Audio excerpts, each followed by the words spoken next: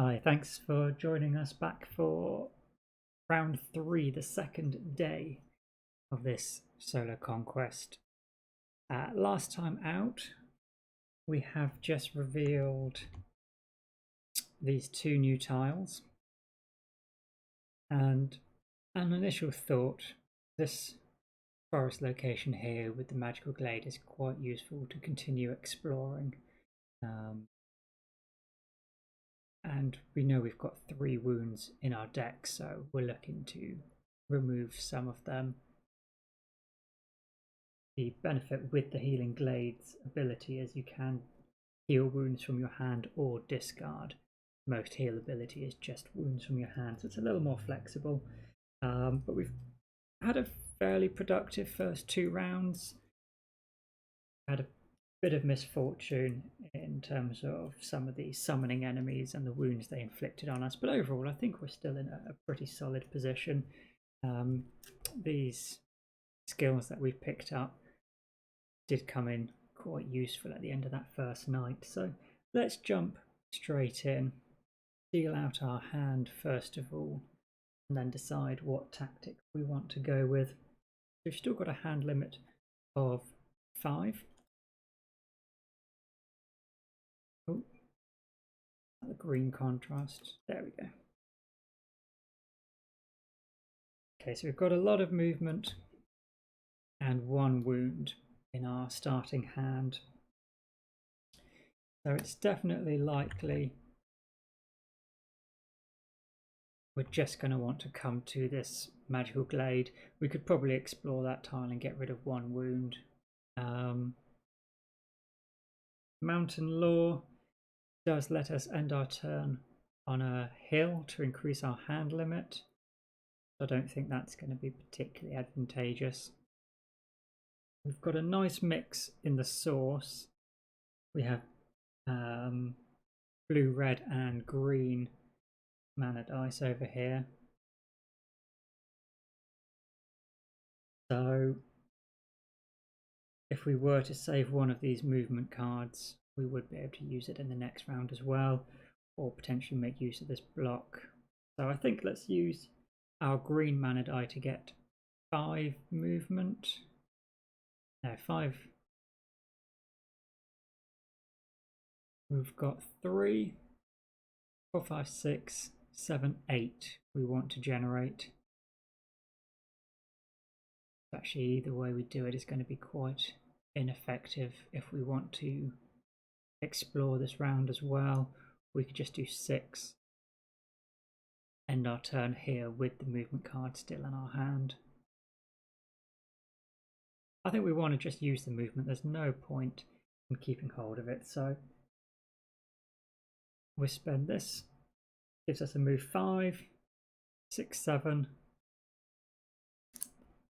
8, 9, 3, 6, and then we'll explore this tile here. So the tile we get, our first monastery, another rampaging orc, actually another healing glade, although that would be quite far away from us, this orientation, and another dungeon.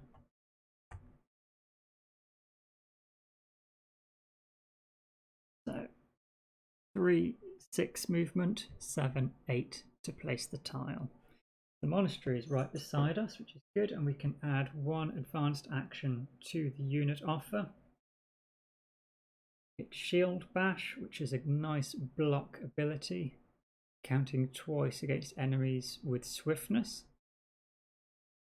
And it also reduces their armor if you have an excessive amount of block. That's a pretty good one. We might want to use influence to pick that up. But also from the monastery, we can get Red Cape Monk or the Magic Familiars. We've got a few options there. Ending our turn on the Magical Glade, we can throw away a wound from our hand. Let's re-roll the die for the source. Oh, we didn't even choose a tactic. I keep doing this, don't I? Excited to jump straight in.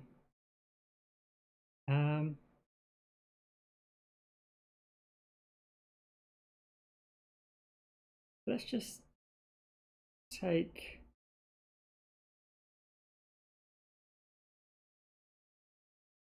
Mana Steel, I think, and we'll set aside the red die because having a mana extra for those attack cards is pretty strong. Let's see what Dummy Deck goes for. Early birds. They would have gone before us, and as things stand, Kovac will always be drawing at least 4 cards because he has 1 crystal of every colour, 5 if he draws a blue. So we will be going through his deck quite quick. 1, 2, 3. Red, so just 1 extra. 4. Then it would be back to his because we went out of turn. 1, 2, 3. Green. 1 more card. Done. Okay. Add these and then redraw our hand. 1, 2, 3, 4, 5. Oh, I haven't locked the zoom. Yeah, that should fit. Perfect. Okay, so Crystal Joy. We don't have any influence cards in our hand. We do have some movement and the option of using 2 blue dice from the source.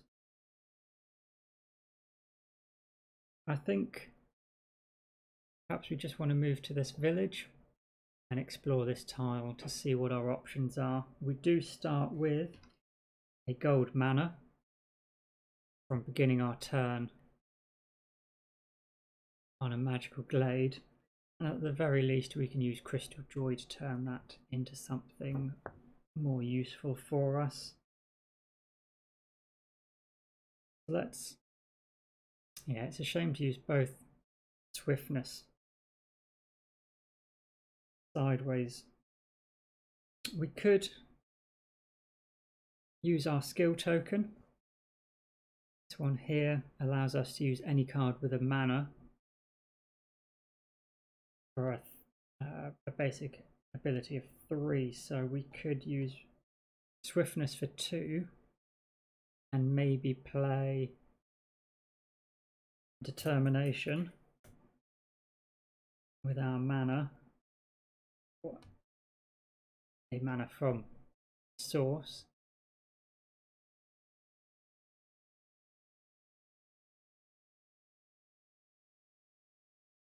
And that would be effectively 5 movement. And then we could always just crystallize this mana into potentially maybe a green mana.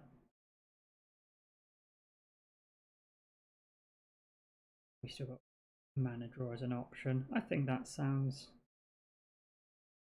quite good, and then we'll keep swiftness in our hand as well if anything comes along. So yeah, let's lock in this movement.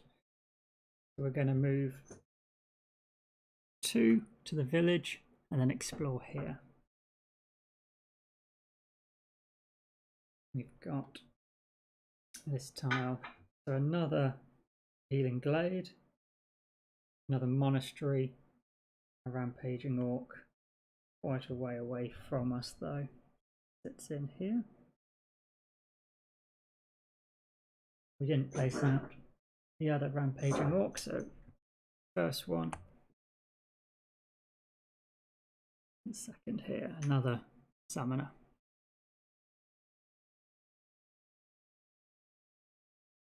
Okay, so from the village we could stay here and recruit the Utum Guardsman if we get some influence. Oh, we need another. We've got Force of Nature also in the offer because of the extra monastery. That's pretty nice. Good siege attacks. Siege attack 3 or block. Having that versatility at the bottom is quite useful as well, particularly if we were to use Goldyx's strong ability to add 3 to one of those effects. We could either have a siege attack 6 or a block 9.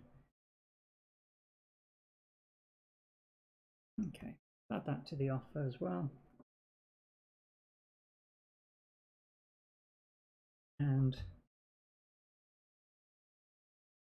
we could crystallize for a white mana with Crystal Joy, and then we would have the mana one of these. We can always get a green mana actually from our skill token here.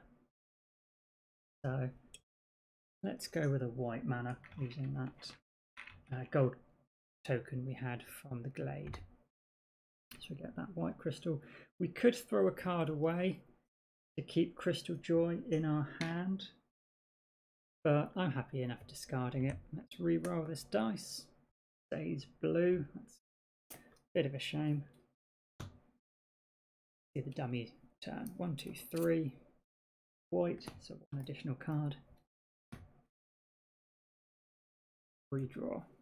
1, 2, 3, 4. Wound. Okay, so take a look at our surroundings. We could use improvisation as the influence we need to get the Utum Guardsman.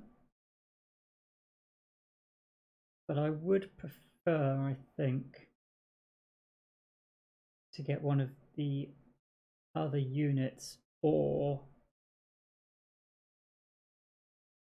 one of the advanced actions from the unit offer. So not the most tempting. Plus we'd have to stay put.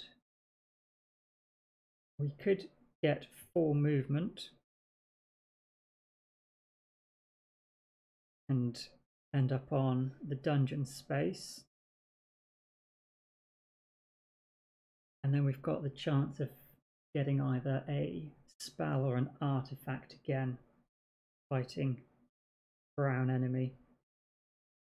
I think what I'd like to do is use our skill token to get the 2 additional cards and the green mana and see what that presents to us. I think we've got a few options for what we could do. Getting the green mana token would allow us to power up our march, and that would take us either to the dungeon or to this monastery. 2/4 movement or 2/4 movement. And depending on what the other 2 cards we draw, hopefully we'll either be able to fight something or recruit something. So let's go ahead, flip this token. Draw ourselves 2 additional cards. We have Rage and Tranquility. Okay.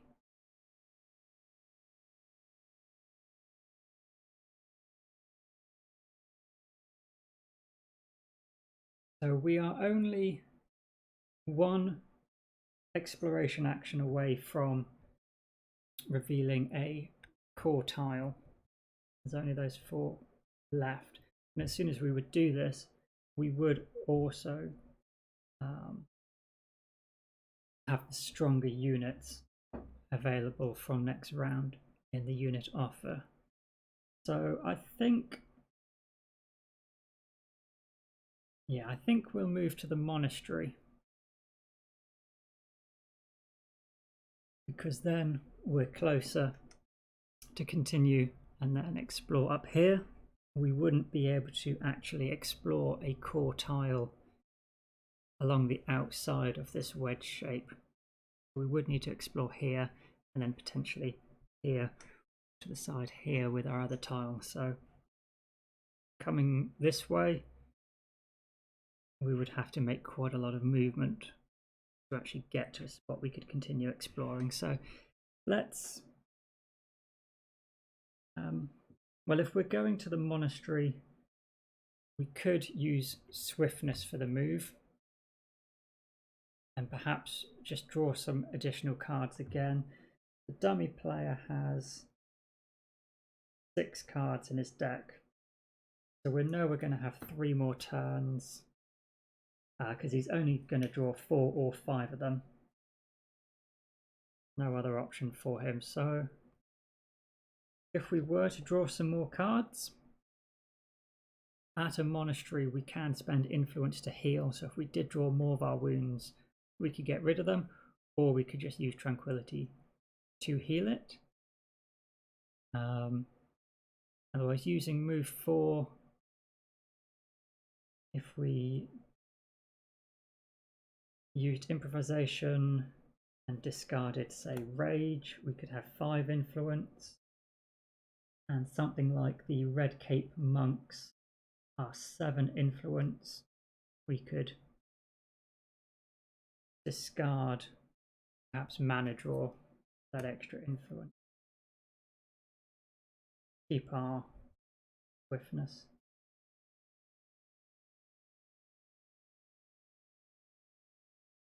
Oh no, that would be 5, 6 influence. That'd be enough to, yeah, that would be enough to take Force of Nature or Shield Bash. Quite like the thought of that, because we can always then just potentially recruit a unit and then pillage this monastery. Yeah, that sounds good. Do we want to use our heal? I think we have to.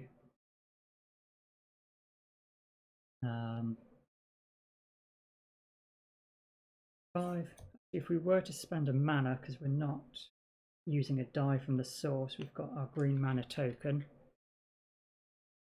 We could get up to 8 influence, and I believe it's 2 influence at a monastery to heal. So we wouldn't actually need to use. Wouldn't need to use tranquility, no. So let's do that. We'll use our free token for the move 4 and get onto the monastery. 2, 4. Then we're going to use improvisation with our mana stolen die, discarding rage, so that gives us 5.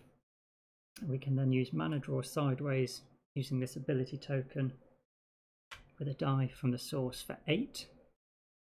2 of that influence lets us throw away 1 wound, and the other 6 will let us take Force of Nature.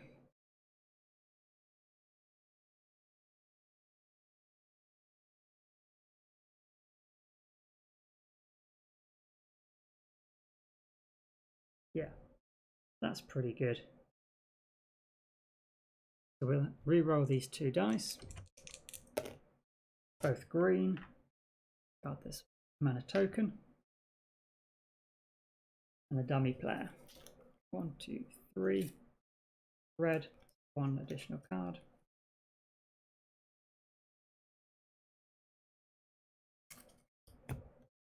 And we'll redraw our hand. Okay, so now we've got influence.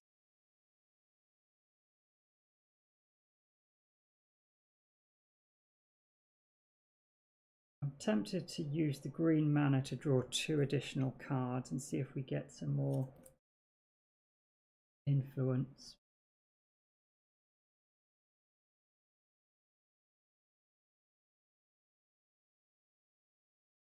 Because otherwise we'd have to use our white mana, get this to 4. And again, then we could just discard a card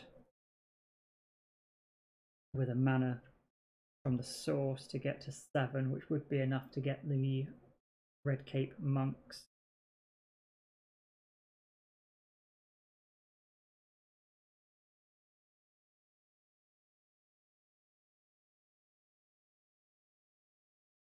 We used our other swiftness? We did, didn't we? 1. We've got lots of green mana in the source. We've got 6 cards left.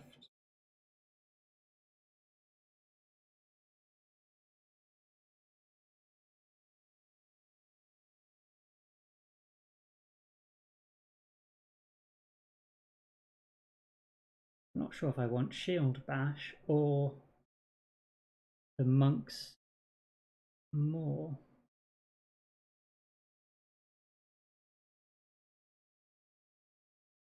Benefit with obviously having a unit is we can save it for a large assault, but we are just about to reveal some gold units, which are the stronger units, the level 3 and 4 units in the next round. So maybe we just want to take the decent advanced action while it's there, and then hopefully really recruit heavily next round. It's unlikely we're going to get the opportunity to take in need, which lets us gain influence. But we could hire the familiars using a white mana token, and they would actually give us 5 influence, which we could then use to take shield bash. We would have to pay mana to keep them.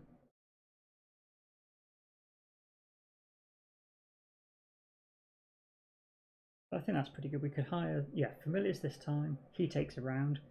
We hire shield bash. He declares end of round.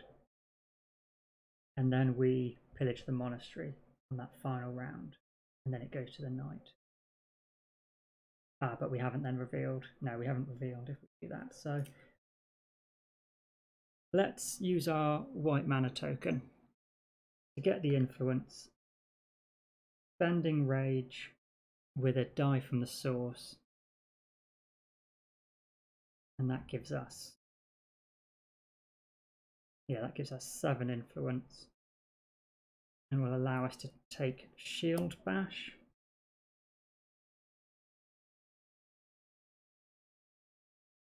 We're only going to draw 1 more card in that case, though.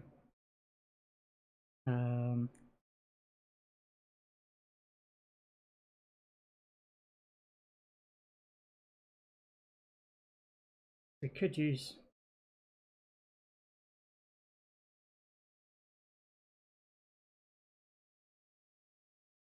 Tranquility to draw a couple of cards. We draw 2 cards, we might get an additional influence card, and then that would allow us the luxury of not using a mana here. No, I think we've got enough turns. We don't need to rush it, even if we are only drawing 1 card. I do prefer to try and draw more than 1 card, otherwise your options don't really change from what you could have done this round. But we'll do this. A little ineffective using 2 mana just to get 1 extra card, but the extra block could be really useful down the line. So let's re-roll the mana die. It's unfortunately black. Knight is drawing in. Discard these 2 cards. Dummy deck only has 2. So no surprise with what he draws.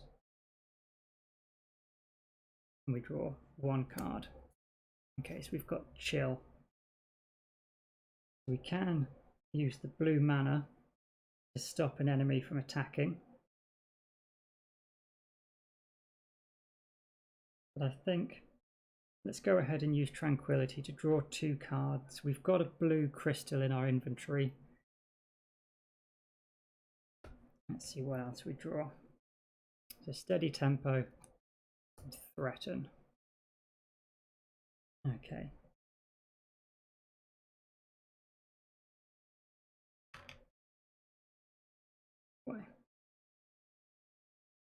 So unfortunately we didn't draw a red attack card, but we can use that red mana token with any card sideways. So let's ransack this monastery. We'll lose 3 reputation. 1, 2, 3. And we draw 1 violet enemy token. Okay. So with these, they've got 6 fire attack. So it would require 12 normal block or 6 ice block. But we want to use chill to stop him from being able to attack, and also that would, in this instance, make him lose fire resistance. Not that we were going to attack him with any fire abilities. So I think, yes, we will. So we're going to take our token here and flip it for a blue crystal and red mana token. And we'll spend straight away the blue crystal on chill to stop his attack. Since we can't kill him in range or siege, even though we do have those abilities, we have no means to power them up. Then, if we're pillaging this monastery, we won't have the opportunity to hire anyone. Let's spend Threaten for attack 3. And then 4. And we know we've got a blue mana still in the source. Move the dice so they're visible. So let's get rid of Swiftness. So that's 3, 4, 5 attack. We keep Force of Nature. Actually, no. Let's use Force of Nature. It's unlikely we're going to attack anything. That would give us then potentially 6 movement. Pretty good. Maybe we could move on to that altar during the day before the forest terrain becomes too hard to move over, or if we're blocked with something terrible here, we've got a chance to move around it. So yeah, I think that's pretty good. We will gain 5 influence from defeating these. Focus on it. So unfortunately, 1, 2, 3, 4, 5 leaves us just short of leveling up. We do get 2 artifacts to choose from. We've got Banner of Fear. Assign this to a unit you control, and we still don't control any. Spend this unit to cancel 1 enemy attack. It's quite useful. It's basically the same as Chill. For the Endless Gem Pouch, roll a mana die twice, gain a crystal to your inventory for each colour rolled this way. I think we'll go for the Gem Pouch. Particularly if we want to power up some spells during the final night, we could destroy this and get an additional black mana plus mana of every colour. That could be really useful, and we'll be able to use this this round and then the subsequent 3 rounds, so we should get 8 mana out of it. That's pretty useful. We'll put the Gem Pouch on top of our deck and discard Banner of Fear. Tidy these tokens away.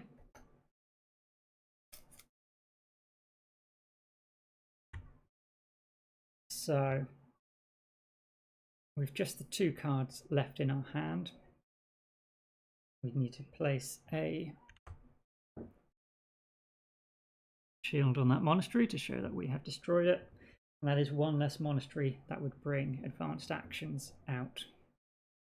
Okay, so we're going to draw 3 more cards because the dummy player is now out of cards. They're declaring end of round. And we've got our Gem Pouch, Will Focus, and a Wound. Oh, we didn't re-roll. Green mana die. It's black. We only have a blue mana die in the source. Let's use our Endless Gem Pouch. We need 2 mana dice. We'll get a red and a green crystal. I was quite hoping we would actually roll black and just get 1 fame, then we would have leveled up. Red and a green crystal from the Gem Pouch. Let's use Steady Tempo. So Steady Tempo with a blue die from the source gives us 4 movement. And we can move 2 and then 2 movement points to explore here. And it's not a city, but it is a nice desert tile, so actually that's pretty fortuitous that it's come out just as we're about to go into the night phase. Got potential enemy to kill, nice stuff on that terrain. So we can place this here. We can place swiftness for an additional 2 movement, but that won't be sufficient to get us onto one of those terrain. We could provoke the enemy that's next to us. It's only got an attack of 3, but with the cards that we've got, that is still too much for us to deal with, which is a pretty sorry state of affairs.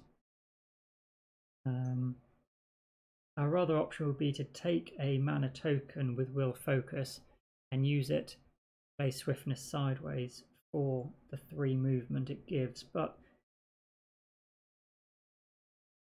I'd be tempted just to take a green crystal with this and accept the fact we're going to keep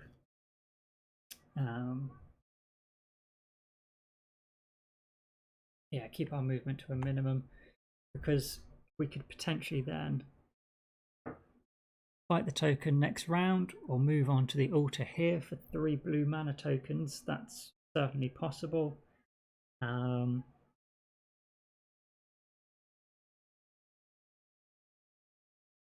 Actually, we could, now that I'm seeing this, Will Focus, we could use the green mana token, mana crystal we've just got from the Endless Gem Pouch to get a ranged attack 6, and he only has 5 armor.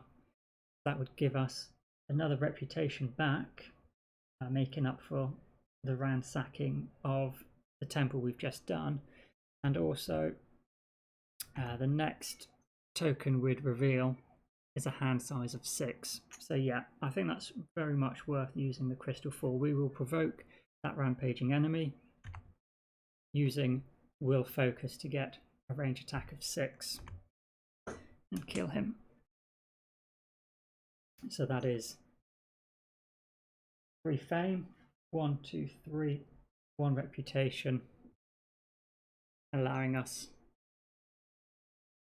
possibility, if ever we were to recruit someone, 3 units, but importantly, starting that first, the second night, we're going to have hand size of 6. That's every card played except for our wound. Can't do anything with that. We did have 1 card left in our deck, but dummy player has already declared end of round, so that is it. Pretty successful. I'm quite glad we've revealed one of the core tiles. It's a shame it wasn't the city or one of the cities, because we would have been nicely posed or poised to attack it, but hopefully some nice units come out that we could recruit from this monastery. I'm a little concerned that we don't have any units yet to help us assault the city, but it was intentional. We are hoping that some stronger units do come out now we've revealed that core tile, and I think we're not in a terrible spot. So let's just do a little bit of end of round cleanup. Need to turn this board to the night, re-roll the source. We have a black, green and white mana in the source. This in need will enter the dummy deck, and Blood of Ancients, new card revealed. Burning Shield, a red spell card is removed, so another red crystal gets added to Tovak's dummy card. Ooh, pick it up.